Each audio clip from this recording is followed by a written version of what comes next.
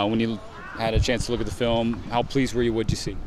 Well, the most pleasurable thing, obviously, was the win. But at the same time, a lot of the things that we identified, coaches with the players and things like that, and then talked about during the week, we adhered to those details, and we accomplished a lot of the small things that obviously led to big results for the opponent the previous week. So that was pleasing to see, but by no means are we anywhere near what I thought we would be at this point in time from a standpoint of just executing some of the fundamentals. We still had 3 missed tackles out in space, one in particular on the quarterback that was disturbing.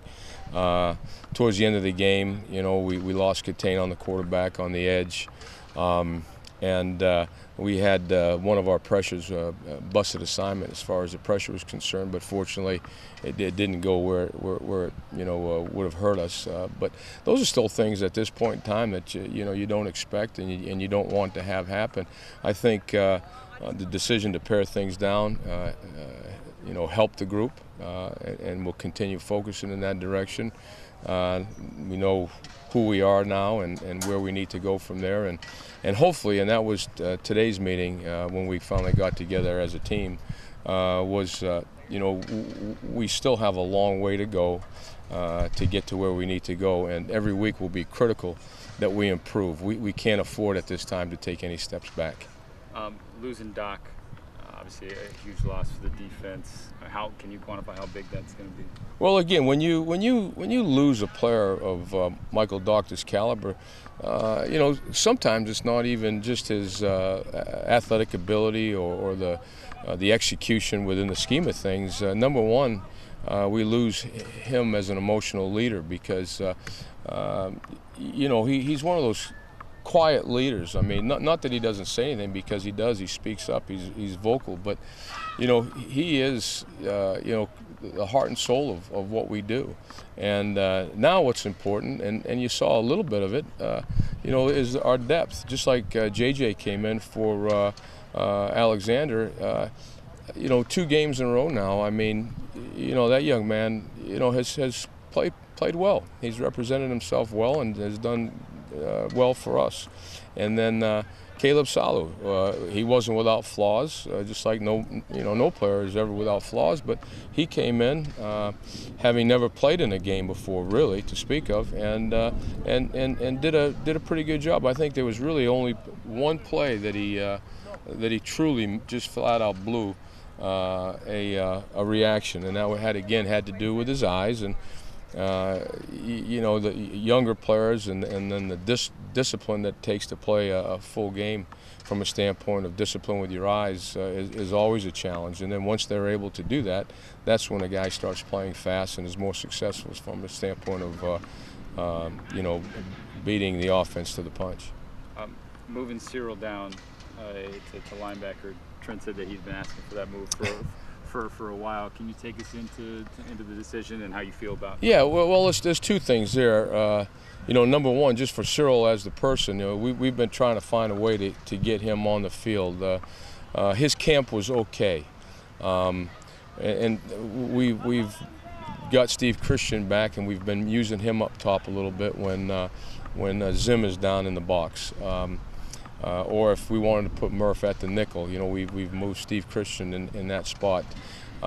Cyril plays the dime in our dime package and has done that. He did it last year a little bit, did it again at camp, and the reality of it is, you have injuries, some attrition. Cyril, without obviously there's going to be a learning curve, but without just taking somebody that's never played that position, or better yet, the things that it takes to play that position, where he plays that dime, it's playing as though he's an outside linebacker. Now his alignments will be a little bit different and things like that, and he's a big body, and he's today's outside linebacker. He's a strong safety. So all we're doing is moving a safety that usually plays 10, 12 yards off the ball down to 4 to 5 yards off the ball. He's obviously super athletic. What else does he bring to the position? I mean, do you feel like he can pick it up pretty quickly then? Yeah, I mean, he has a good intellect to him. And then, as you said, size-wise, physicalness and long arms, from a standpoint of the punch and warding off blockers, and again, can play in space. That's the most critical part. We were looking for a player that could come down, not so much into the box, but with spread sets and things of that nature, be able to play out in space and be able to make those athletic plays that it takes to play in that position. What have kind of been your thoughts of Travis Wilson, what he's been able to do in his first 2 games? Well, I'll tell you what, Travis Wilson last year and this year, he's playing with much more confidence in the 2 games we saw. I saw a more determined and a more, what would be the word? I guess it would be, confident as to where he's going with the ball. So obviously he's playing the position of quarterback, and he must have a strong arm, but you can see that arm now. I don't think you could see it last year. When he'd throw the ball, he'd throw it. Now he's throwing it. He's got pace on it, and his accuracy has been very good in the first 2 games. And then the other thing that he brings to the table is, like so many teams out there now, he's a mobile quarterback. He scored 2 touchdowns on a keep off of the read zone last week against Weber. Well, one was quite a distance, and no one tracked him down. So I'm sure they're very pleased with him as to where he's at right now. Are you going to be using that experience against Vernon Adams to maybe as a learning experience, planning for a guy like Travis Wilson? Well, Vernon was a little bit different because he was back in the pocket a lot of times, and gave us fits when he was in the pocket. It wasn't so much being just on the edge, with the ball in a design run play. He had a couple towards the end of the game that were designed. But Wilson is specifically a ball carrier at times, or at least gives you the illusion that he can be a ball carrier at times, and he'll keep it, off the edge when the time comes. And again, he's a mobile quarterback. You have to always be aware of your pass rush lanes, you contain. Guy steps up in the pocket, making sure people get up on his toes, and in design situations, have your pass rush and then have a spy to make sure that when he does pull it down and wants to go, you've got somebody specifically assigned to him and not part pass coverage and part designed to flush out the quarterback.